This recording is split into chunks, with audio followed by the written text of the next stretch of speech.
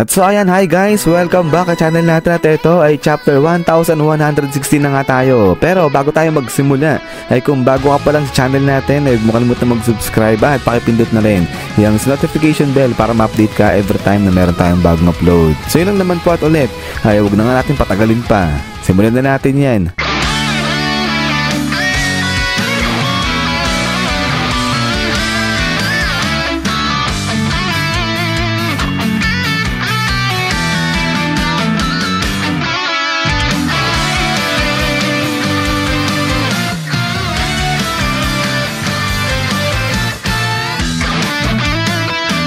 At so dito ngayon magsisimula sa mga reaction ng tao patungkol sa sinabi nito ni Dr. Vegapunk about sa gera. So dito ang tanong nila ngayon, paano magtutuloy-tuloy itong gerang sinasabi ni Dr. Vegapunk? Patay na nga yung mga participant dyan. Kasi nga diba kung matatandaan ninyo, sinabi ni Dr. Vegapunk sa nakalipas na chapter, yung gerang nag-start during nung sa Void Century, hanggang ngayon nagpapatuloy pa rin yan, di pa yan tapos. But then ay dito na nga pinakita ngayon itong si Imo-sama na nakatingin naman dito sa isang litrato na parang kamukha nga neto ni Vivi. So habang nagbo-broadcast si Dr. Vegapunk ay ayan, parang biglang napareminis naman dito si Imo-sama. Pero pagkatapos nito ay biglang talo naman dito yan sa may Alabasta. Dahil makikita naman dito etong mga reaction ng tao dyan pagdating naman sa missing posters neto ni Vivi. So ito parang medyo late kasi parang matagal na yun na pinakita ni Oda na etong si Vivi nawawala. Pero ngayon yun na lang ulit pinakita etong mga reaction ng tao pagdating dyan.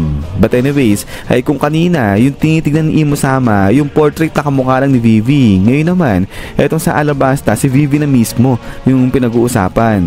Pero ang pinakapunto lang dito ay parang ang laki talaga ng role na ginagampanan nito ng Alabasta dito sa istorya ng One Piece natin. But then pagkatapos dito sa Alabasta ay balik naman dito yan sa broadcasting ni Dr. Vegapunk. At dito nabanggit niya na etong portion ng Mother Flame ay ninakaw sa kanya at ginamit na pang fuel sa isa sa mga ancient weapon. So mamaya ibabalikan natin to, bigay lang tayong konting feedback dyan. Pero sa pagpapatuloy nga natin ay makikita na etong si Edison ngayon at saka etong si Stacy ay nag-uusap na sila ngayon. So hindi nabanggit dito sa spoiler natin kung ano yung pinag-uusapan ng dalawa na yan. Pero after nga dito sa discussion ni Edison saka ni Stacy ay biglang talo naman dito yan sa side ni York. Dahil etong si York nagulat siya kasi alam ni Dr. Vegapunk na nanakaw nga yung portion dun sa kay Mother Flame. Pero maliban pa dito ay natuntunan ni York kung saan yung location naman neto ng Dendenmushi. So kaya dali-dali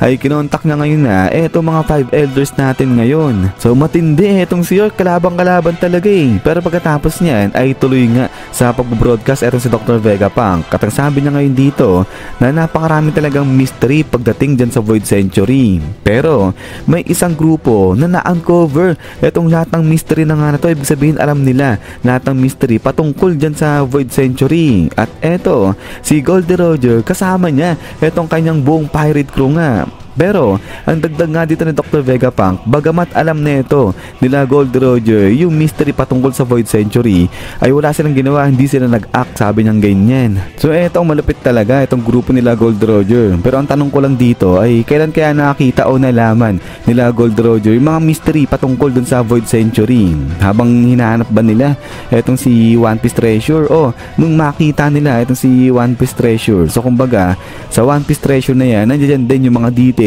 yung mga info kung ano yung nangyari doon nga during sa Void Century. So syempre kasama na nga dyan yung sa mga adventures nito ni Joy Boy. Kasi nga diba kung matatandaan ninyo ay nung makita nila Gold Roger yung One Piece Treasure na yan ay biglang napasabi siya na sana nga nabuhay siya nung sa panahon ni Joy Boy. At eto nga tawan-tawa etong grupo nila Gold Roger dyan. But anyways ay pagkatapos nito ay talo naman dito yan sa may Sabaody, sa may bar na neto ni Shaki. Dahil dito naman makikita etong si Riley ay nagiinom na nga siya. At dito ay nasabi niya ngayon na matanda na siya. Pero etong si Dr. Vegapunk, dapat di niya talaga raw niruruwin o sinisira ba yung kasiyahan, sabi niyang ganyan. So dito medyo marami nag-react talaga. Kasi nga ano nga raw ba yung ibig sabihin ito ni Riley sa mga salitaan niya na yan. Kasi sa kung pagbabasihan etong ang mga salitaan dyan ni Riley, yung iba na-interpret siya na parang gusto niyang banatan, parang gusto niya bang saktan.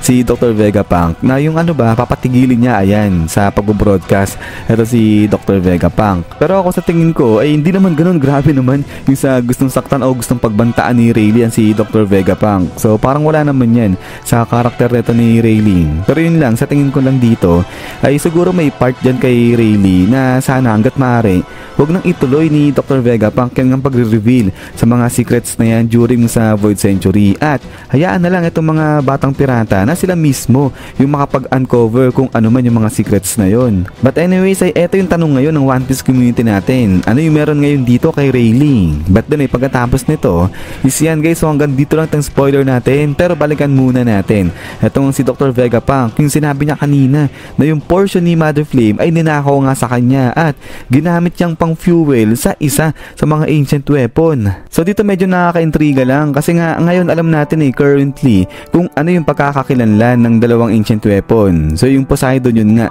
si Shirahoshi at yung pangalawa naman yung sa Pluton, yun naman yung barko dun sa may kailaliman ng Wano. So syempre definitely hindi naman kay Shirahoshi ginamit etong ang portion ng Mother Flame na ninakaw kay Dr. Vegapunk at lalo na dun syempre din sa may Pluton sa may bansa ng Wano kasi nga nandoon pa yun hindi pa nakukuha yung ancient weapon na nga na yun doon.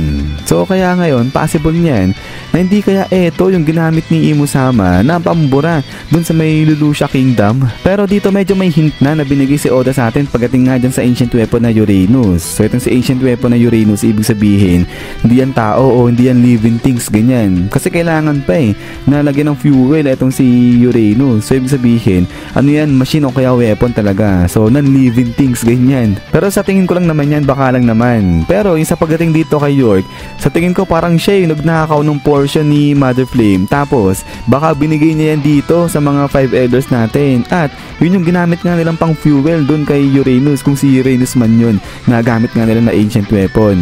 So kaya baka ito yung reason kaya gusto nilang i-secure itong si Mother Flame. Kasi nga unang-una portion lang yung nasa kanila nga nito ni Mother Flame. Pero ganong kalakas na yung nagagawa ng epekto ng weapon na nga na yun. So ilasyon ko na kaagad na itong si ancient weapon Uranus yung gamit-gamit na ito ng 5 elders nila Imusama. Pero yun nga, di naman sure yan guys, baka lang naman. Pero dito pwede nating sabihin nga na itong si Mother Flame talagang hindi siya infinite ganyan. Kasi nga baka ito yung isa sa mga reason ito ng mga 5 elders kaya gusto nilang i-secure itong si Mother Flame. Kasi una, portion lang yung sa kanila ang liit lang nung sa kanila. So pwede na maubos kaagad yung source ng energy nila. Unlike na kapag na-secure talaga nila itong buong si Mother Flame, kahit paano, syempre mas malaki-laki yan, mas marami o mas malaki rin yung source of power energy na pwede nilang magamit. Pero ayan na kayo ba guys, sa tingin nyo, itong si ancient weapon Uranus na nga ba yung gamit-gamit na ito nila Imusama ng 5 elders para pambura dun nga sa Lulusha Kingdom.